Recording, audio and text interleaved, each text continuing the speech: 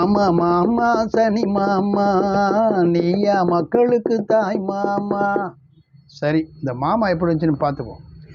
இந்த டிபேட்லாம் இந்த டிவிக்கு சம்மந்தமாக வந்து உட்காரலாம். ரொம்ப சின்ன பசங்களாக இருக்கானுங்க, மெச்சூரிட்டி இல்லாத பிள்ளைங்கள்லாம் எதோ வளர்றாங்க. ஒருத்தர் இந்திரஜித்தா ஏதோ ஆனந்தஜித்தா அவர் சொல்கிறாரு, தளபதியாக இருந்த ஸ்டாலின் அவர்கள் இவர் விஜய் தளபதினு போட்டுக்கிட்ட ஒருபாடு அந்த பட்டத்தை திறந்து அப்பா அப்படிங்கிற பட்டத்துக்கு போயிட்டாரு அப்படின்னு சொல்கிறாரு. ஆமாம், அவர் தளபதினு போட்டுக்கிறதுக்கு அர்த்தம் இருக்குது. அரசியலில் தளபதி என்று சொன்னால் களம் காண வேண்டும், அதாவது தேர்தல் களம் காண வேண்டும்.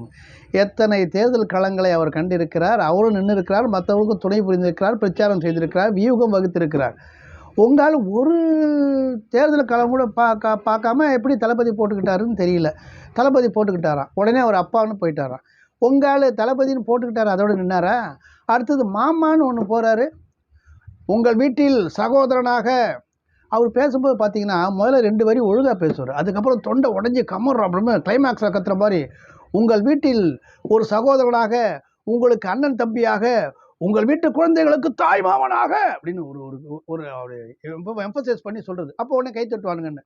தாய் மாமன்னா சீர் செய்கிறது, பசங்களை அப்பனுக்கு மேலே தலையில் தூக்கி வச்சுக்கிட்டு ஆடுறவன், அதான் தாய் மாமா. பிள்ளைங்க செத்து போச்சு விட்டுட்டு ஓடுறவன் தொடர் நடிங்க எப்படி தாய்மாமனாக இருக்க முடியும்? தாய்மாமன் என்றால் குழந்தைகளுக்கு யார் எதிர்த்து வந்து நின்றாலும் முன்னிட்டு நிற்பவன் தான் தாய்மாமன். அவன் சேவையும் செய்வான், அவன் காவலாகவும் இருப்பான். அது கொஞ்சம் கூட பொருத்தமே இல்லையே. அப்போது இந்த தாய்மாமனாக இருக்குமோ? இந்த புராணங்கள்லாம் வரும்ல, கண்ணன் அவன் பிறப்பதற்கு முன்னே அந்த கம்சன் வந்து இவன் பிறந்தா மாமனுக்காகாது, அவன் பிறந்தா மாமனுக்காகன்னு சொல்லி ஒவ்வொரு குழந்தைய வெட்டிக்கிட்டே இருப்பான். 8வது பிறந்த கண்ணனை வந்து வாசிக்கு வந்து தேவகியை வந்து யசோதா கொண்டு போய் வளர்க்குற மாதிரி அதை கொண்டு போவாங்க. இன்னொரு மாமா இருக்கார், அவர் என்ன தெரியுமா, கூட இருந்தே கெடுப்பார். தெரிஞ்சு கேட்டான் ராவணன், தெரியாத கேட்டான் துரியோதனங்கிற மாதிரி மகாபாரதத்தில் சகுனி மாமா. அவர் துரியோதனன் அப்படியே ராங் டைரெக்ஷன்லேயே கொண்டு போய் கதை சொல்லி கவுத்துட்டாருன்னு சொல்லுவாங்க. அப்படி சகுனி மாமான்னு சொல்லாமா?